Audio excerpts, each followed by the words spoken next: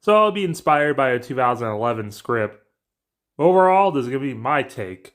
We open up with Amanda Waller trying to pitch the idea of Task Force X to the government, but one of the general guys is like, no, let's not arm criminals. Can't we just use those super friend guys or whatever they're called from the news? But Waller replies with 1, they're new and untrustworthy. 2, they have morals. 3, we need someone we can control. 4, we need people who don't have morals. 5, we need people we can easily get rid of if they step out of line. And 6, we need them to do the work that the government can't openly do. After some debate, they finally agreed to do it. And luckily, Waller already has some people picked out. Like Deadshot, the man who never misses. One of the greatest marksmen in the world, just not one of the greatest dads, as he's taken in by Batman. Next is King Shark, who has to be a hammerhead shark. He supposedly is the reincarnation or son of some shark god, brought in a while ago by the Aquaman. Mindboggler, master of mind deception. He was brought in by Batman and Robin. The next member of the squad is known as Captain Boomerang. Took the job as a boomerang mascot so he can use it to cover up his bank robbery until he made it to America. He was caught by the Flash before he became one of the Speed Force, and we can see that he's the Flash from the TV series to keep up with the whole joke that Jay Garrett's played by the previous Flash. And Waller mentions about Captain, he's a master lockpick. The general guy is like, why does he use boomerangs? Waller replies with, we have a shark god on our team and you question boomerangs?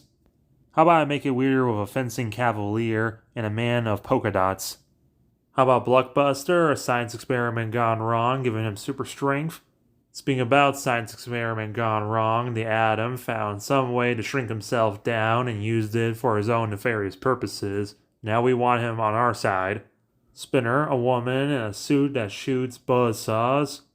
Angleman, a master of mathematics and angles. Self-proclaimed Wonder Woman's greatest enemy, but she probably doesn't even remember locking him up. Multiplex with the ability to multiply himself. He doesn't talk much. There's Harley Quinn. She tells her own origin story, saying she was born just kind of a normal family. I mean, everyone's parents lock them out from the house and drive them miles away just to see if they will actually return and see how skilled they are to break into their own home. Eventually, they drop them off to stay with the T guy, even though normally they visit the Star guy, but whatever. She eventually went to college and got a doctorate, started working at Arkham, and that's where she met Mr. J, played by Bill Skarsgård. She was assigned to be his psychologist, and this scene plays out just like the animated series, but also adding he used to run with the Red Hood gang, where Harley concludes that he's a tortured soul crying out for love and acceptance, tortured by the Bat. But despite him saying this, he looks very different in these flashback scenes we see, eventually snapping and busting him out, and they fell mad in love. So after visiting her family and her new little brother, she dived into some chemicals to be just like the Joker. And he's like, whatever, but then he dropped his cane into the chemicals, so he jumps in after it, accidentally saving Harley, which she took as intentional, and they totally made out in the chemicals.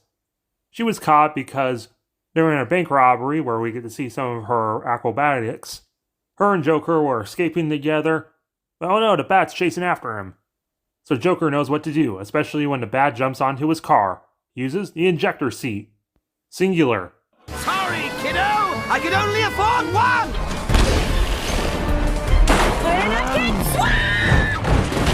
Batman saved Harley, but still took her to jail.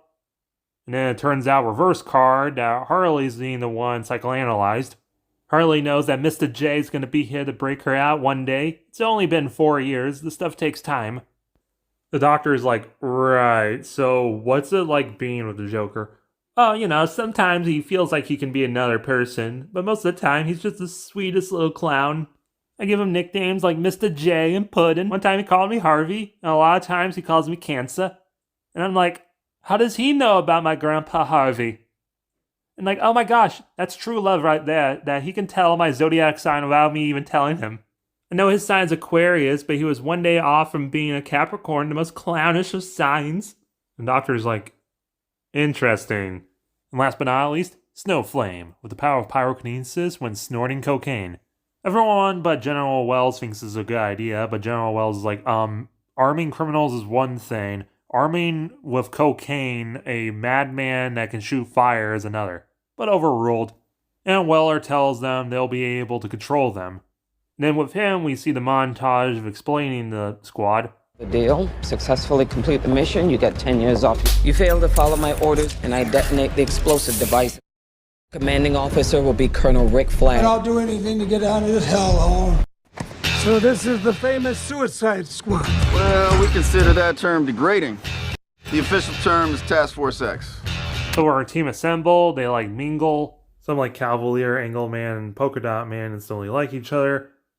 Most of the men are kind of both attracted and weirded out by Harley. Multiplex is silent. Mindboggler gets on Deadshot's nerves.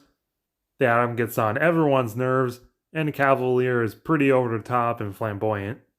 Rick Flag restates that the bombs will go off if they misbehave, and he also has the ability to detonate them on his watch.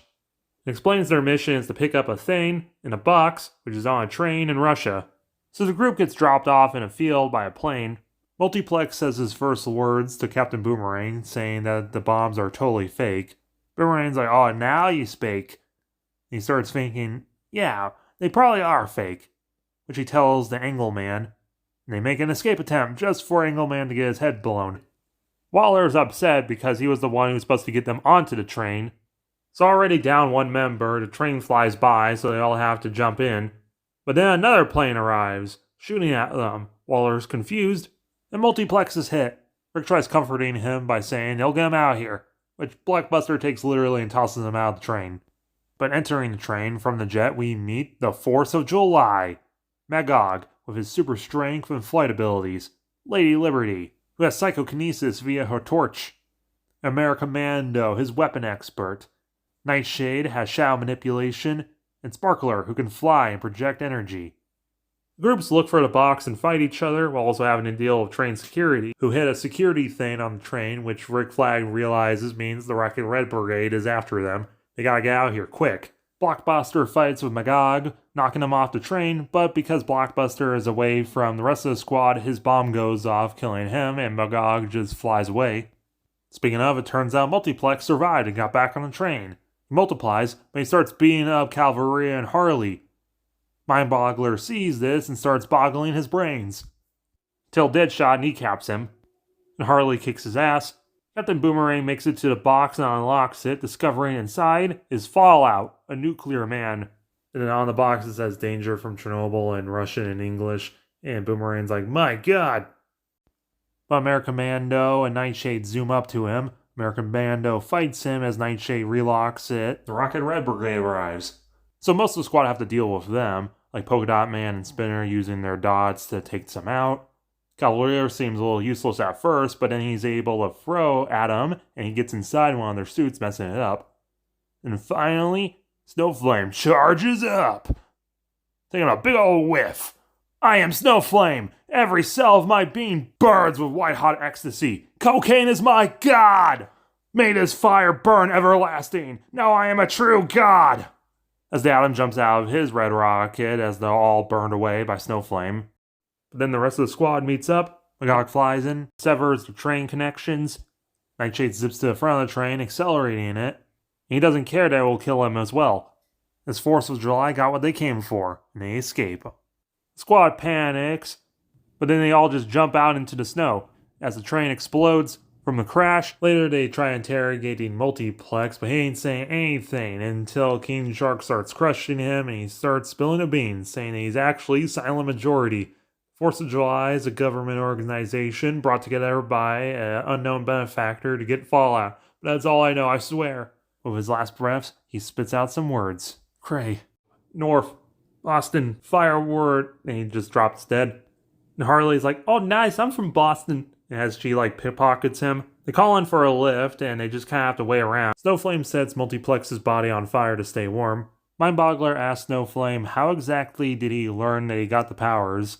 "Well, it's because I had really fun in Buenos Aires one day. How did you get your powers? Why are you so nosy?" "Oh, maybe it just started so I can actually feel something after my dad left."